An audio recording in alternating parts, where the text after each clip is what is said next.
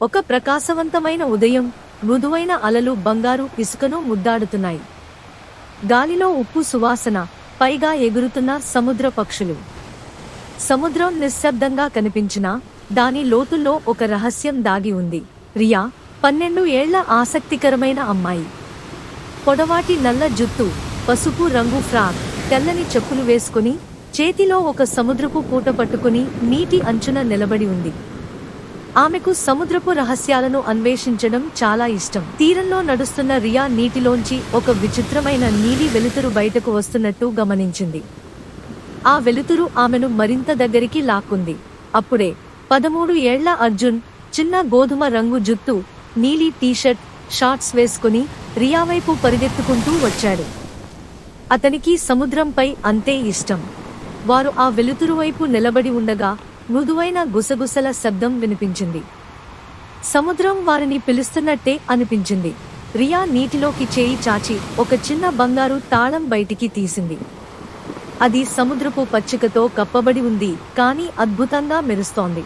నీరు గిరగిరా తిరుగుతూ ప్రకాశవంతమైన రహస్య ద్వారం తెరుచుకుంది. సముద్రం లోపల ఒక కొత్త ప్రపంచం ఉంది.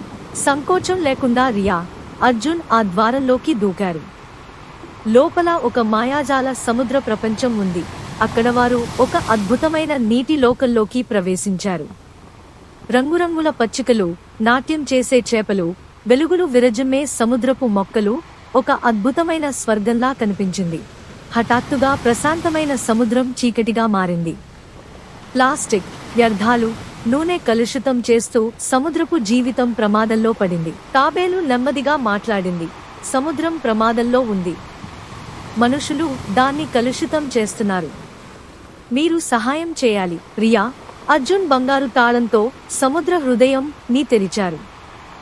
దాంతో వెలువడిన శక్తివంతమైన కాంతి సముద్రాన్ని మళ్లీ శుభ్రపరిచింది.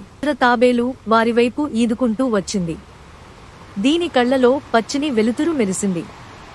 ఇది గాఢ నీలి సముద్ర రహస్య సంరక్షకుడు. రియా, అర్జున్ మళ్లీ బీచ్కి వచ్చి ప్రశాంతమైన సముద్రాన్ని చూశారు. అది మళ్లీ నిశ్శబ్దంగా ఉంది. ఈ స్టోరీ నచ్చితే లైక్ చేయండి, షేర్ చేయండి, సబ్స్క్రైబ్ చేయండి.